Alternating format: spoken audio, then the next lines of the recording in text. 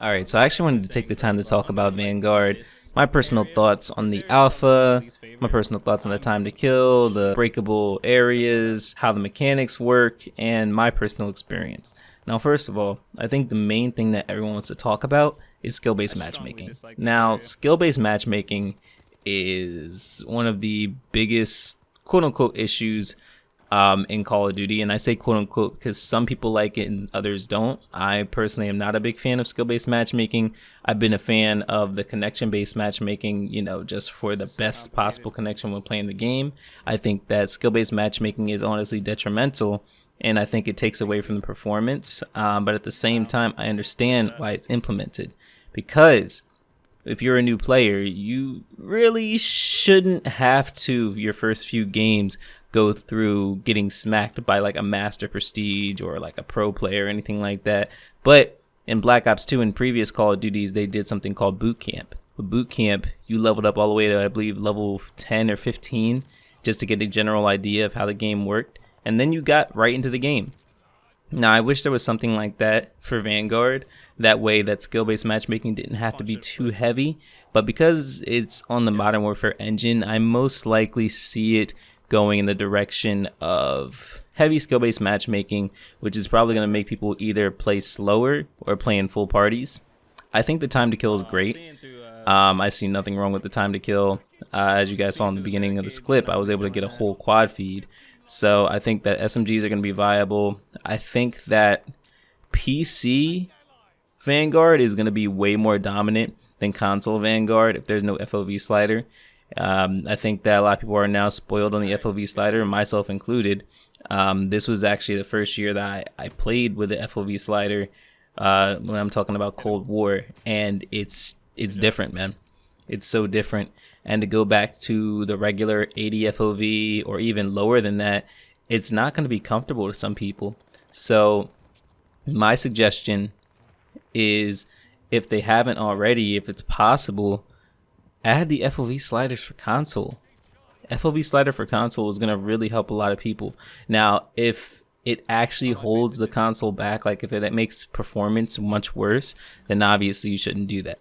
But if it doesn't, especially for PS5 and the Xbox Series X, Series S, etc., then I believe that the FOV slider, at least for next-gen console, will be optimal. Now, the next thing I want to say is this does not play slow. This game can play very, very fast, especially with being on the Modern Warfare engine, and that makes me very happy. The one thing I don't like is these incendiary rounds. These incendiary rounds are very weird, and I hope that they don't carry over to multiplayer the way that they are in Champion Hill. I think that Champion Hill kind of has it in a weird space. And then something else I noticed is these Wallbangs. Now you guys see the Wallbangs. You can literally see the enemy's names through walls, and I think that's kind of a big flaw, to the point where it's going to get to the point where you're going to find maps, you're going to position yourself with the AR, and you're not going to move. And I think that's going to incentivize camping more. And I don't think this game needs camping. I think this can be a very fast-paced and entertaining Call of Duty, like Modern Warfare, but it can also be a very campy sbmm dominant game like Modern Warfare. It can be the best of both worlds. We can get a balance. I don't mind playing tryhards every now and then, sweating a bit, but I think that everybody can agree that we don't want to sweat every single game. And when I started to notice, the more and more I actually played the alpha, the sbmm got harder, and obviously I had to actually change my playstyle. And if I have to change my playstyle, I think that's okay. You know, there's no issue with having to adjust to your enemy. Because, you know, not all enemies are just going to be easy to beat by rushing at them. Sometimes you have to slow down a little bit. And I think in this clip, I actually adjusted to my enemy's playstyle, saw where they were, and actually picked them off. But, you know, that's just adjusting, and I get the kill right there. And the round ends. I think with every single Call of Duty, there's an adjustment period. And then you figure out how to, you know, really play it. And then you'll look back at your old gameplays like, wow, why was I playing it like this? I think right now everybody's learning how to play this new Call of Duty. And it's not even the full multiplayer yet. The full multiplayer isn't out yet. And I think when it really is, or maybe even just the beta, we'll get a better understanding. But I think SMGs can be pretty dominant. I hope that the field upgrade, I hope that the upgrades are just in Champion Hill. I hope that with our creator class, we actually don't have the chance to upgrade it to the incendiary rounds or anything like that, because I think that would break multiplayer. Like literally, I'm begging Sledgehammer not to add incendiary rounds. At least don't make them that overpowered in multiplayer, because I think that's going to cause people to quit pretty early. I know everyone needs a chance to actually get kills for you guys to continue, you know, marketing this game and make it enjoyable. But we have to, you know, make sure that it's not extremely BS. You know, in every Call of Duty there's a bit of BS. That's fine. But incendiary rounds that are basically explosive bullets like you guys are seeing in this gameplay, it's kind of ridiculous.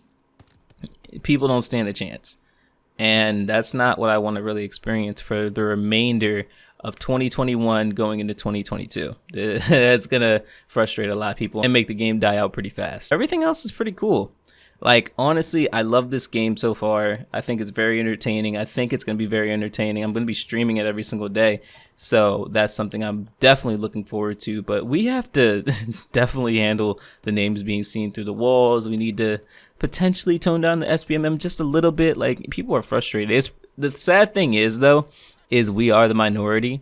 The people that are actually frustrated with the sbmm are most likely the minority, because us, the people that make the videos, the ones that watch the videos, apparently we're only like 10% or not even 10% of the entire player base. And wow, that's really, really deep when you take that into perspective. The fact that we are such a small percentage of the entire picture, but the good thing is we still play a very, very big part. The fact that they still pay attention to us and hear us out. Like, Sledgehammer actually made a tweet talking about how they're making fixes early on, especially with the alpha. So if they're making fixes that early with the alpha, then imagine how the full game is going to be. Now, as long as they keep that up, I think that'll be awesome. I honestly hope that this game is awesome, because it was really fun playing it. I can see myself playing it for a long time, but seriously, like, console needs FOV slider. Like, can we get a like for console FOV slider? I honestly see myself using high alert when this game actually drops. Hopefully there's like a perk grid or something like that. I'm probably going to use like a high alert scavenger and something else type option. I think that'll actually be pretty elite. Just because, like, guys, high alert is so useful. I use it in Warzone, and trust me when I say, like, you're able to turn on people so easily. And I think this is going to be one of those games where high alert is going to play a big role. And imagine specialist bonus. If there was a specialist bonus in Vanguard, this would be insane. Like, I would just love to run and gun with specialist bonus in this game. I think it would be a great time. Now, another thing I want to point out is I don't know how streaks work, but I'm hoping that streaks stack. If they don't stack, I hope they're not like the previous World War II, where after you got like one UAV, that was it. Like, I think that would sit very, very poorly with me, getting one UAV my entire life and then having to rely on my teammates to give me another UAV if I'm on a nuke streak. Like, no, that would actually really make me upset. Oh, last thing. The V2 rocket. They actually added the V2 rocket in Vanguard, and I think that's so freaking awesome. I'm glad they didn't get rid of it. Like, the V2 rocket was really fun to go for in World War II, and I'm glad they brought it back in Vanguard. So that's about it. As long as they make it all gun kills. I think the one error they made with Cold War was they made streaks possible to get other streaks. So the War Machine and hand cannon, you were able to actually get a nuke with that still instead of all gun kills. So I think in Vanguard, if they made it all gun kills, that would be the move. But aside from that, everything else has been perfect. So I'm going to show you guys this last bit of gameplay where we clutch up the round, and let's see how many kills I got. You got 10 seconds.